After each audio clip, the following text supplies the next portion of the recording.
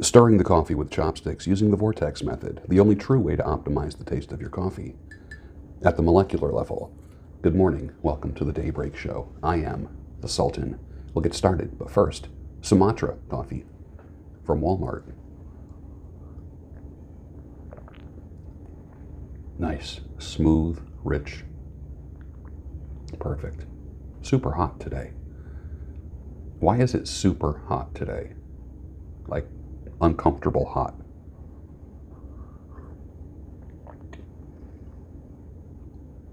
I think I started the show pretty quickly today. Usually I do a lot of fumbling around before I actually get to my coffee, which gives it time to cool off. But today, man, I was right on. Hey, how about that virus? It's something, isn't it?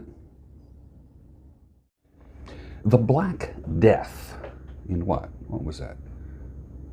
1348, 1248, give or take 100 years. Literally half the people you know died. Literally half the people you know died. This coronavirus, in the words of a crisis and preparation expert, this is very manageable. That's the good news. The Black Death, half of everyone you know would have died, including half of your family. Trip, huh? Don't you squirm just a little bit watching the females you know go through weird changes on social media during and right after their divorces? I know this because I've worked in salons and we all follow each other, and I just see the changes. Everything from their haircuts to their hair color to the new tattoos to weird symbolisms and the vehicles that they get, the nightlife, and the revolving door of men that go in and out of their life. It's kind of a shame. It's almost entertainment, but sad entertainment, isn't it? Strange. I've been watching this for years. Women deal with stuff so differently than men. Not better or worse, just differently. Couples who live together before marriage tend to be less satisfied with their marriages and are more likely to divorce. Don't shoot the messenger. I'm just telling you what these stats are. Well, I've been married 35 years and we lived together for 2 years.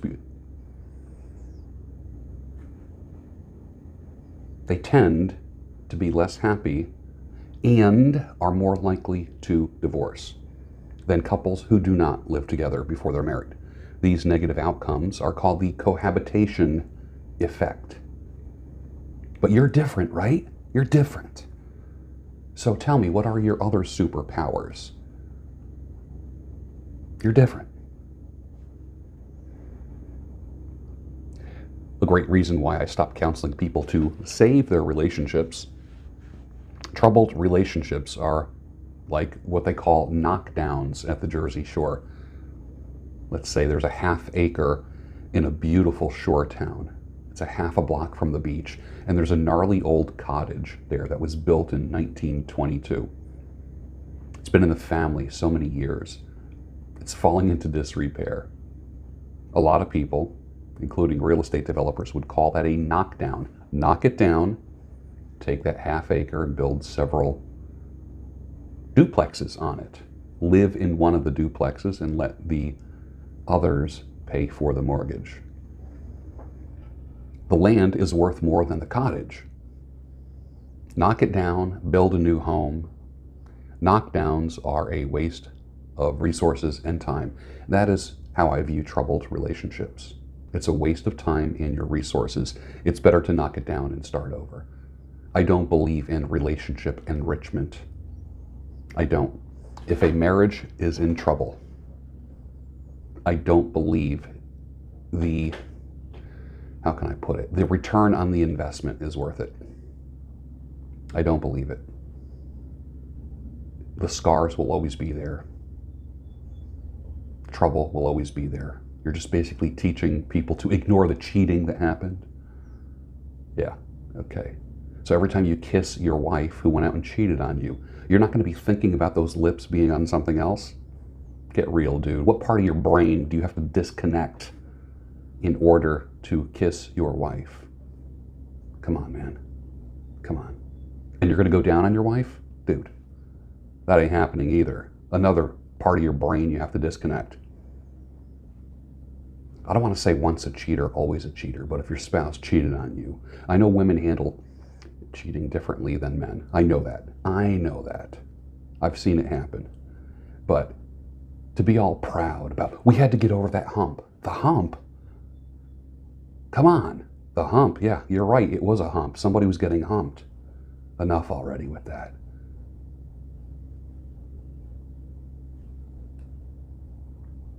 You save a relationship by the habits you cultivate and practice before the relationship ever happened. Quit while you're ahead and don't think that you're losing your mind and that your world is out of control. Get your crap together before you court someone. Before you go courting, before the courtship period, the exploration phase, have your crap together or be in the process of getting it together. Getting married only amplifies your weaknesses. Signing on the dotted line only reveals your negative, the things that she or he is ignoring in you right now will become glaring and huge and loud once you are married. The little complaints you have about him or her right now will be major complaints once you are married.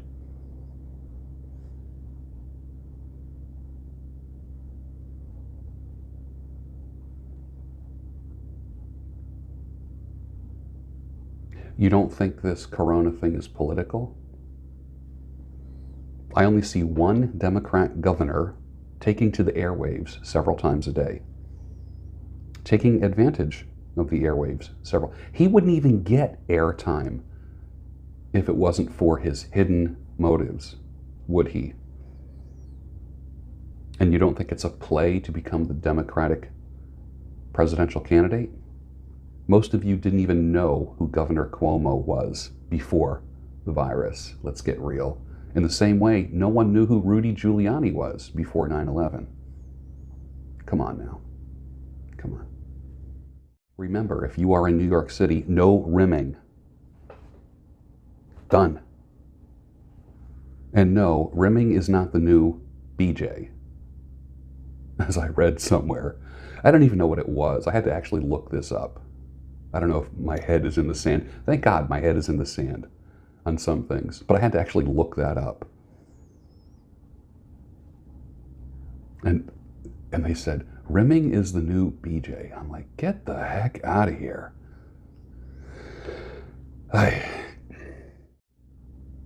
The first red flag, gentlemen, the first red flag is her social media. You look at her social media and you can tell everything about her, everything about her. I feel sorry for some men and women who have different social medias. I know guys that are on social media, more business oriented, they're more stable, observational, interesting, friendly, and then the woman that they're with. God, I think to myself, how does he even live with that? Crazy, isn't it? Her social media is your first red flag. Did you ever have a dream about somebody who you had a bad breakup with, but you were getting along in your dream and things were cool and it wasn't sexual or anything like that? It was, they were just there and it was as if a breakup never happened. This is what I believe to be true about that scenario. That is not a sign that you are going to get back with them. That is a sign that somehow, some way, your spirit and your mind made peace with the tragedy of that breakup. Look at it that way. They're not coming back to you, but you made your mind for your survival. The mind is a beautiful thing. Your mind made peace with them. They were adversarial right up until that dream. And in that dream, they were friendly and kind to you. That's a good thing.